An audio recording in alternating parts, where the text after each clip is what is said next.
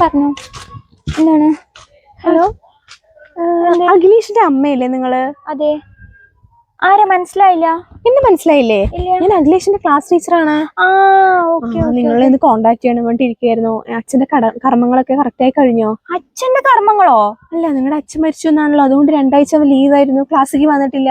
ആരുടെ അച്ഛൻ? എന്റെ അച്ഛനും ഇപ്പോഴും ജീവനോടെ ഉണ്ട്, മരിച്ചിട്ടില്ല. അയ്യോ, അവൻ അങ്ങനെയാണല്ലോ പറഞ്ഞത്. ഇതാണ് പിള്ളേരൊന്ന് പറയണു, ഒരു കാര്യമാണ് നടക്കുന്നത്, അതുകൊണ്ടാണ് എല്ലാ PTA മീറ്റിങ്ങിനും വരണമെന്ന് പറയുന്നത്. അതിപ്പോ എങ്ങനെ വരാനാ? നിങ്ങൾ അമേരിക്കയിലല്ലേ, അതുകൊണ്ട് നിങ്ങൾ മീറ്റിങ്ങിനൊന്നും വരാറില്ലല്ലോ. ആരമേരിക്കയില്? ഞാൻ അമേരിക്ക കണ്ടിട്ടേ ഇല്ല. നിങ്ങളപ്പോ അമേരിക്കയിലല്ലേ? നിങ്ങൾ ഇവിടെ തന്നെയാണോ? ഞാൻ ഇവിടെ തന്നെ ഉണ്ടല്ലോ. അയ്യോ, അമേരിക്കയിലാണെന്നാണ് മോൻ പറഞ്ഞിരിക്കുന്നത്. അവൻ പേപ്പറൊക്കെ വീട്ടിൽ വന്ന് കാണിച്ചു തരാറുണ്ടോ? ഏത് പേപ്പർ?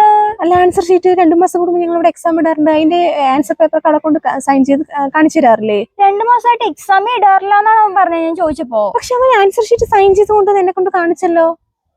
ആരുടെ സൈന്? ഞാനൊന്നും സൈൻ ചെയ്തിട്ടേ ഇല്ല. ഞാൻ ചോദിച്ചപ്പോ മാത്സ് ടീച്ചർ എന്തോ ആക്സിഡന്റ് ആയി കിടക്കാണ്, അതുകൊണ്ട് 2 മാസമായിട്ട് എക്സാമേ ഇടാറില്ല എന്നാ പറഞ്ഞത്. ആക്സിഡന്റോ? ഞാനാണ് മാത്സ് ടീച്ചർ.